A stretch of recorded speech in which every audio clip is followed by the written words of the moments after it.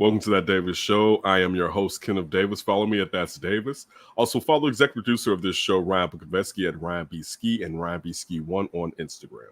All right, so in this episode, we got a kind of a twofer when it comes to Ryan's questions, all right? This was, if you could know the internet history of any one individual, who would it be? And it's kind of compounded with, what would you do if you were suddenly given world-class hacking knowledge and ability? Because how else would you be able to get that if you didn't have world-class hacking ability? All right. So first of all, though, are we just getting rich with the world-class hacking, or are we doing something else here? I'm always trying to help and get rich. Yeah. Because I'm going to tell you this. One, you need money to protect you because they're going to try to kill you, right? Yes. They're going to try to kill you. And you're going to have enough dirt and the ability to put it out there as a kind of catch-22 for them. Yeah, keep you safe. Yeah, right. You have, dog, they're going to kill you. Like, that's the thing now. It's clear. It's clear. If you try to hold on. Uh-huh.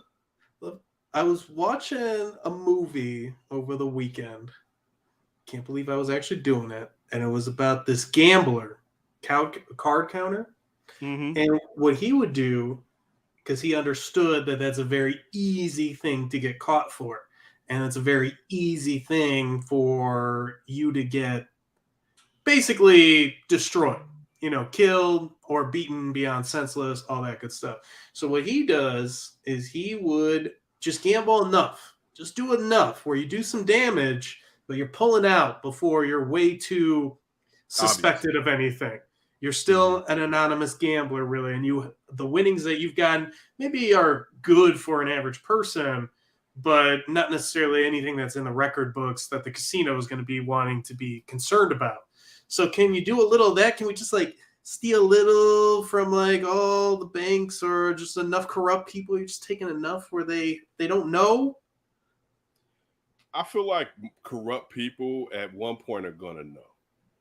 Like somebody's going to can we take a penny from every syndication of Big Bang Theory or something? Yeah, I mean, but this is me. I feel like if I'm given power, I have to use it to help and benefit the downtrodden. First off, my people, but the downtrodden, right? So I'm going to use it. You know what I'm saying? Like, what's the point? If you're going to do it, hacking. I guess it's what. If you're going to do it big. All right? Like, if we're going to do it, let's do it, right? Okay. And I'm still with, I guess one. Of course, dude, I thought about this. I don't know if I could get the information that I want off of these individuals just by using their internet history. And I'll tell you why. Because I believe the people that I would want to get their internet history, the stuff they know, they don't get it off the internet, right? So, and sometimes I don't think they could be so stupid to where they're clearly leaving traces, but I don't know if they're even leaving traces on. So I want to know the Bill Gates. And I mean, these are just the people that I know, the Rothschilds, just these rich, these rich families. The Koch brothers. Yeah, the Koch brothers. When you look at, what's his name from Amoco? What's the oil guy here in the family here in America? The Rockefellers. You know what I'm saying? When you look at the Rockefeller, dude, I want to know. I mean, I know the truth. I mean, for instance, I was watching yesterday. I was watching the History Channel, which is funny when they actually have shows to talk about history. But it was talking about because they have so many shows. It's not about history, really. So it was a show about the mob, and it was just a pretty good one. But also they had some shows about industrialization here in America. Oh, so it was about, for instance, the fact that August Bush doesn't get his props and he should be put up there with Rockefeller and Vanderbilts and everyone like that. But since you had the pedants and people were against alcoholism, alcohol, as far as when you had what's the name called? I don't even know why I'm blanking out. When they banned alcohol, Prohibition. Thank you, Prohibition. Thank you. When you have Prohibition, and with that connotation, August Bush doesn't get his props, but basically when you look at the automation and how like it just wasn't alcohol, it was how to keep the alcohol cold over distance, transportation, the bottling, just all these other things that he affected and packaging and all this other stuff. He deserves to have more props or whatever like that, right? So I'm watching this show, and they were talking about how, you know, these barons, right, basically were down with the penance movement because they viewed it, because you had all these people coming from rural America who working on farms, they got up at dawn or whatever to do their work, and now they're here in these cities and they're getting liquored up. So some of your workforce, they have to be there at 8. Remember, they didn't have a clock to clock in on the farm. You know what I'm saying? So when you have the time, right, sun up. So there you have now, you know, the whatever the factory opens up at, let's just say 8 or 9, and cats don't come in till noon because they're tipsy. They've been tipping, or guys take their lunch break and start tipping. So part of the people back in the penance movement were these barons, because they looked at it as a way to make to get more use out of their workforce, because they're taking alcohol away from their workforce. And it just made me think about how worthless at times education is, right? Because it doesn't teach you financial literacy, right? It doesn't teach you how things really work. You know what I'm saying? And how a lot of this stuff was built because these barons wanted a working class. They don't want you to know financial literacy, because if you did, your ass not going to be at the factory, right? I just need you to know to pull this lever and to hammer this and send it down the conveyor belt, right? And that's all your value is on top of it too. Right. So that would be one of the things I would want to know, the truths, and where they're not just conspiracy theories. You know what I'm saying? I would want a hacking to where I can find out what reality truly is, and not what they present to me every day, which is not reality. It's what the story that they want me to know, so that I stay within my bubble and do the things that they view as productive for them and not necessarily productive for me and mine. Yeah, I can't say I'm too dissimilar. I would want to use my world-class hacking to just expose a lot of truths, expose a lot of people that we consider heroes or wholesome or leaders, that type of thing. I would just want people, and it's tough because there's a reason why a lot of people don't shatter their worlds with truth and fact, because they don't like it. They want the ignorance. They want, the surface level is good enough for me. I don't need to go any deeper than that. I see it. That's good. Let me just stay on my path, my journey, not focus on anyone else, and just go about my business type thing. But I'd want to just educate the world in that. And like, man, if y'all still believe that some of this stuff, and I don't even think a lot of people, I think people believe there's a lot of corruption, but they don't want to think about what levels or degrees it goes to. They just, okay, we agree there's corruption. Can we back off? Can we talk about the weather, for God's sakes? Can we talk about something else? And I think that's what I would want to do with the hacking, is just expose some more truths. Bring it to light. Listen, he's a bastard. I have to admit, though, he may be my favorite president, and he's a bastard because of what he did to the indigenous people here. Where the hell are the Teddy Roosevelts at? Like, I remember when I was a kid and you had like Illinois Bell, that was the phone company. And for instance, since my family was from Alabama, we had Alabama phone book, and it would be like Metro Bell or whatever there, but everything was Bell because they broke up a monopoly. So, but you could still see, if you were a person that paid attention, the connections to where these companies were once one company, right? And then in our lifetime, there's been all this fucking deregulation, right? Just to rebuild monopolies. Who the fuck are we rebuilding monopolies for? And that's not to say these people still have monopolies. We just made it more difficult for them to do it. You know what I'm saying? But why are we deregulating, letting them have open monopoly? Like, how does this benefit you and I, Ryan?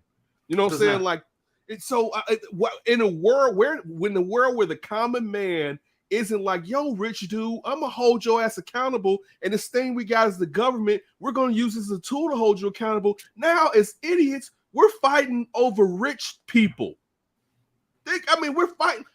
What the fuck is wrong with us? To where we're bickering over people that are manipulating us and choosing between them. And not ever thinking. And to your point, as far as people in their laziness and monotony to want things to be simplistic, dude, if eyes were open, if people would see more connections with people rather than living in your own little echo chambers to where it makes it comfortable that only these people are your people. You know what I'm saying? When you really see what you're fighting and that you think people are truly fighting for you are not those that are doing that whatsoever. And I mean, people know that and still are just assholes and racist and homophobic and so on and so forth. But just that was what I would be on. I would secure a bag. Don't get it twisted, because we need the bag to fight back, right? Yes, I would secure a bag. I would secure land and some way to make sure you couldn't see my land or something. Because if I could hack, I could control satellites and everything. Right. Like my island is not popping up, right? They'd be like, wasn't there an island there? Like, no. Sorry, Elon. Exactly, right? Like that's what I would use that power to re-educate people. We don't get this. People were smarter than us. People didn't allow, and look, those people were still getting the wool pulled over, but they didn't allow the things that we allow with these BS storylines that they give us. And I'm not saying they wasn't doing this in the past. It was harder to get. And I know that getting back to another episode we have about inventions you can undo, and yours was the phone. Now you can sit here and program the hell out of my mind, and you know what I like, and you can just feeding me and feeding me and feeding me and feeding me. I can stay in my own echo chamber. All I hear is what I want to hear. All I gotta do, people that are like mine and the people that say the things as me. It's no, like it's just like, why are we gonna let them continually dumb us down and not try and want to know the truth? Like, I would want my kids to know that you still got to make it. You got to make it hard. You got to figure out what you got to do. I think it would give us it would help us. And it's funny. All these episodes that we've recorded today have a connectivity in a way. That would help us with GMOs. When you were talking about things that you would want to uninvent, and you said the stuff, this is another episode, everybody go make sure you check it out. You said the stuff that they put in our food and compared it to getting a Whopper in Canada and it tasting like a Whopper. Like, I always talk about how Burger King used to taste. Like, damn, Burger King used to actually taste good, right? And now it's foam. It tastes like foam if you get a Whopper or whatever, right? But you saying that, but the problem is we are educated. Like, we know GMOs, but we don't we just look at that. We don't look at how from pesticides and genetic manipulation, just everything that they've done to antibiotics, to steroids, you know, everything to hasten procreation, all this stuff that they've done to the food to really teach us and show us the connection between what you're doing is bad and how it's affecting our health. You know what I'm saying? These aren't things that we're inundated with. You have to kind of go and find out, but just like that stuff, that's what we pay our taxes for. Like, the FDA should be doing that. You know what I'm saying? Like, you know what? And I mean, they should be doing it, but see, it's all bullshit. They should be doing it if we were really doing preventative health care, like they say we're doing now. You know, like your doctor tells you, like, yeah, stop eating this. And that's right, and that's true. But stop putting all this shit in the shit, right? Like, that'll help too, right? Like, you want that.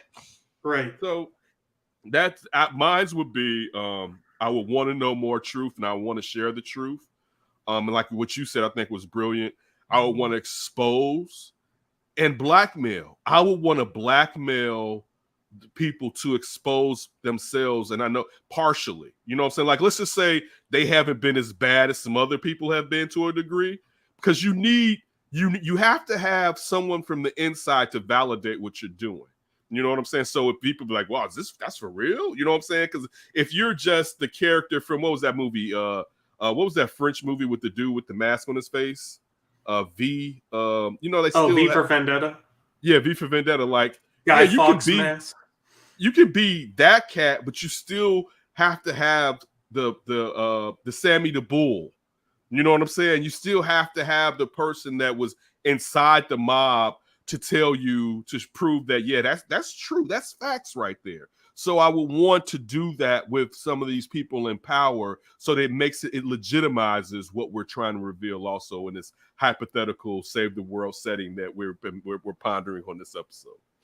I think it's just people understand a lot of these concepts. What bothers me is nobody wants to really immerse themselves. And that's why, with what you're saying, I would just want to do the same thing. Like, whether you like it or not, I want y'all to know what's really going down. If you choose to be blind to it at that point, fine. But I don't like how people really hide behind things like, oh, you can't prove that, or you don't know for sure.